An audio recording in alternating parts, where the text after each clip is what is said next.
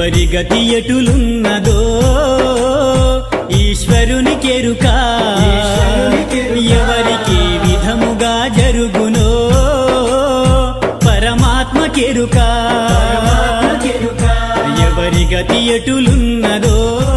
ఈశ్వరునికెరుక ఎవరికి విధముగా జరుగునో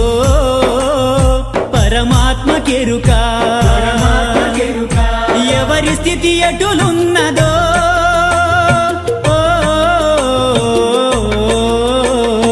ఎగసి ఎగసి పడుటే కాని అలవి కాదెవరికైనా హరిహర బ్రహ్మాదులైనా అనుభవించక తీరదు